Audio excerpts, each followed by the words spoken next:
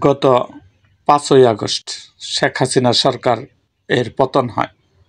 ওই দিন দুপুর ২টা ৩০ মিনিটের দিকে একটি হেলিকপ্টারে তিনি ভারতে চলে যান। ওই দিন বিকাল থেকেই বিএনপির নেতাকর্মীরা সারা বাংলাদেশে আওয়ামী লীগ নেতাকর্মী ও সাধারণ মানুষের বাড়িঘর ও ব্যবসা প্রতিষ্ঠানে হামলা চালায়। এই ৫ই আগস্ট এর আগে যদি আমরা খেয়াল করি, বিএনপির জনপ্রিয়তা ছিল আকাশচুম্বী। বাংলাদেশের কোনো গোষ্ঠীর বিএনপির এই জনপ্রিয়তা তাদের সহ্য হয় না, তাই তারা কৌশলে বিএনপির জনপ্রিয়তাকে ধ্বংস করার জন্য সারা দেশে বিএনপির নেতাকর্মীদের লেলিয়ে দিয়ে সারা দেশে ধ্বংসযজ্ঞে পরিণত করেছে।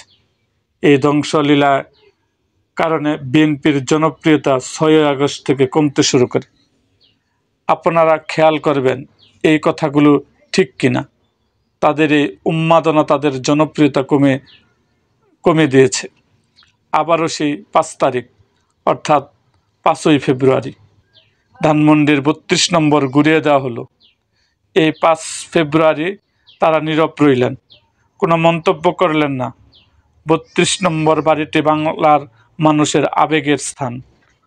এই ৫ ফেব্রুয়ারি বিএনপির যে নীরব রইলেন, এই জন্য তাদের জনপ্রিয়তা কমে যায় নাই।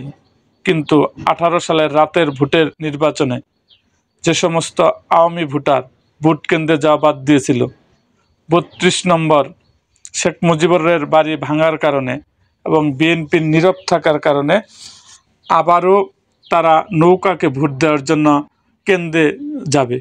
যদি বিএনপি ৫ ফেব্রুয়ারি একটু প্রতিবাদ করত, তাহলে হয়তো এই ক্ষুব্ধ ভোটারগুলোর ভোটগুলো একটু চিন্তা ভাবনা করত। সো আজ এই পর্যন্তই, দেখা হবে অন্য কোনো ভিডিওতে। এরকম আরও ভিডিও পেতে আমাদের চ্যানেলটাকে সাবস্ক্রাইব করুন এবং পাশে থাকা বেল আইকনটি বাজিয়ে দিন।